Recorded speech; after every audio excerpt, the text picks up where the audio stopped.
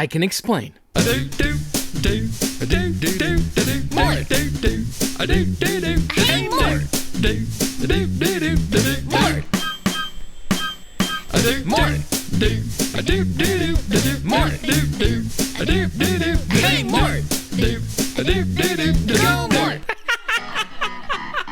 Today, swap meeting today, one booth might have just made my whole month. Dude, what's up? What's up, bud? You are not just any person. You are an actual celebrity. Yeah, YouTube celebrity here. Does this face look familiar? At the end of every Pixel Game Squad video, there's a guy who goes, For your son. That's Thomas. I felt like I was hanging out with a celebrity. Right on. Well, good to see you. Good to see you too, man.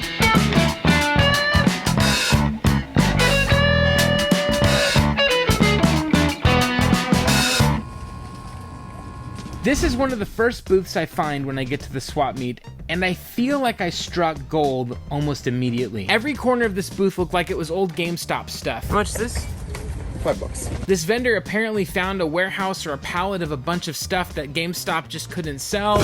Yeah, like household items in here. And as I'm looking through stuff, I see things, and just left and right, I'm like, oh, that looks interesting, that looks interesting. How much is this? $20. And it just did not stop. I'll take it. But the best thing about this booth, the vendor wanted everything gone. I smell bargains. So I'm finding these, this Pokemon Switch case and a Nintendo 3DS case. This art book, a couple art books here. Resident Evil Village, a Metroid art book, but it is damaged. I just start grabbing everything that looks to be of interest. Seriously, this actually happened. The first thing I find are all of these video game art books. I'm not into pops, but I couldn't say no to these ones. Here's The Witcher 3, and not one, but two Master Chiefs from Halo. There's a Meta Knight Amiibo. There's these random Mario holiday gift sacks, Nintendo Switch cases, and a 3DS case. This Majora's Mask 2DS case with beautiful artwork on it, featuring Link and the Scary Moon. But the find I was most excited about was this Legend of Zelda Breath of the Wild Hylian shield that stands up. Oh, I love deals. This box is a little destroyed here on the back, but that's all right. I'm gonna take it out and display this anyways. And yeah, there was a lot of Pokemon stuff out there, like these waffle makers, but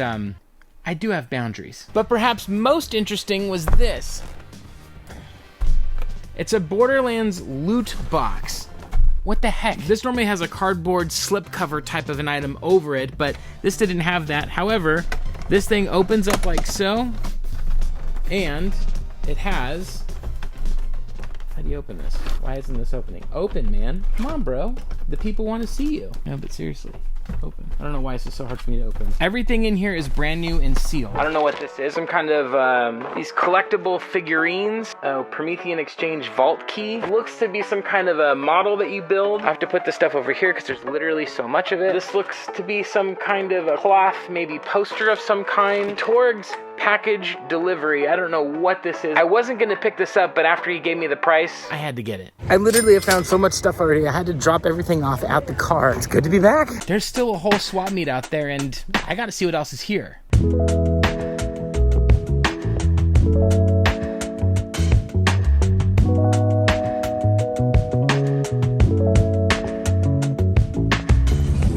Just grabbed another shield and a little watch. I don't know if they work, but there are. How much is this?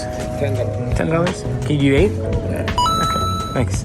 This game is amazing. It's a must-have for your game library. It plays and looks great on the Xbox One and PS4. The Switch One is a competent version of it, but I definitely recommend these ones more. It plays and feels like Tony Hawk Pro Skater 1 and 2 and what that game was like and the adrenaline. They did a masterful job putting together the soundtracks again, not only with a bunch of songs from before, but also some new ones to it. The whole thing fits great. It's so interesting because this game, the music really is a character as much as anyone else. There's also added objectives in each of the levels that make it really fun to play. As I was playing this game, all of these memories are flooding back on where the secrets were, how to turn on the water spout and, you know, the downhill levels, and all of this stuff just comes back. If you don't have this game, it's a must-grab title. Ben is here and he's had some good finds so far this morning. Is this Mike Tyson's punch-out photo shoot or what? I was really interested in what was at this booth. Can I get all these cases for $1, That'd be cool. Empty cases I'm pretty interested in buying for a couple of bucks each, and not much more than that. I always need DS cases.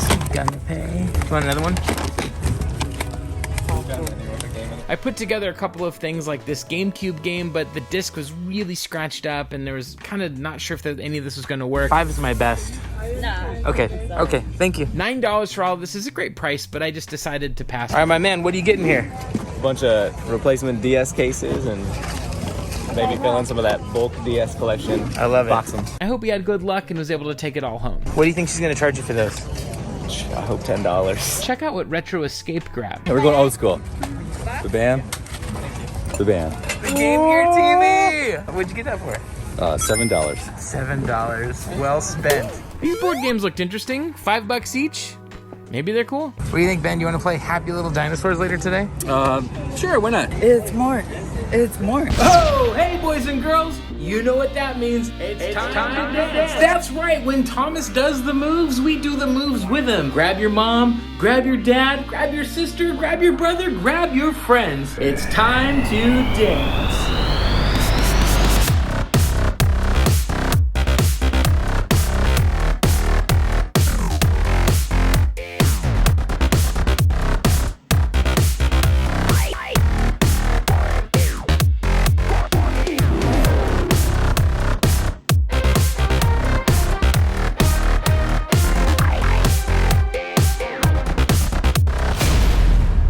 It's Mort. It's Mort. So I'm telling Ben and Thomas about this GameStop booth that I was at earlier today, and they're like, well, we got to go check it out. And I'm so glad we went back because I found even more amazing things. It's the Switch Pokeball controller. The most exciting thing that I found there was this Pokeball, but it's not just any Pokeball. This is the Switch controller for the Let's Go Eevee and Let's Go Pikachu Pokemon games on the Nintendo Switch. It's a special controller just for those games. Vendor sold it to me for $5. They had cables, this Link cinch sack. Oh yeah. My daughter loves Animal Crossing, so I'm getting her this for her Switch case. She's gonna freak out. There you go. That's good. Yeah. You're keeping it for that. That's way worth it. Yeah, and I need a new cable and why am I filming about a cable from my YouTube channel? That's the dumbest thing I've ever done. Ben and Thomas are finding things. Woohoo! Look at that. And look at Bluetooth with speakers, baby. I think we've pretty much cleaned out this vendor from everything that we would want to take home to our collections. We're gonna go on and see what else is out of the swap. There's some good stuff in here, Mort. Let's see. So just stacks and stacks, all different. Some super old ones, some new ones, but just piles and piles. Some good Game Shark. Thinking about this, it's worth $17,000. No way. Yeah. I mean, I believe that. We just got a ton of games. That's so awesome. Good morning. I honestly didn't even know that this game came to the Wii U. Sniper Elite is an ultra gory video game where you are a sniper and it's just up close extreme kill shots. I can't show it here on YouTube or else I would get, demonetized. I'm wondering how it works on the Wii U, if it uses the gamepad functionality or any of that stuff. I never see this game anymore. I also grabbed Star Wars Episode 3 for the original Xbox. I sort of can't believe I picked up this game because this era of Star Wars is my least favorite by far. I think that Episode 1 is barely watchable. Episode 2 is just rough and irritating. And people felt like, at least the consensus is that Episode 3 redeems a lot of Episodes 1 and 2. I did not have that opinion. I was trying to watch this movie and I had to keep skipping through it just because the dialogue is delivered so rough and irritating, and it's so poorly written, and it's so soulless, and it just didn't do anything for me as a viewer. You should know I'm a casual Star Wars fan, but I got the game on the Xbox. I still want to play it. If that tells you anything about the appeal of Star Wars, that even though it's something I really disliked, I'm interested to see how it plays as a video game because, it's kind of perfect for video games. Just paid $15 for these two guys. Thanks to you. Appreciate it. You gotta keep your eyes open when you're out game hunting, just for the little things. It's not sticking out. The little dog. Good eye. I would have just bought it and not even realized it. Danny was gonna buy it earlier. Yeah, it was. So it doesn't have that in the middle? Look at the middle. Where you put the thing in. Yeah, it's like pushed in. What's the best part?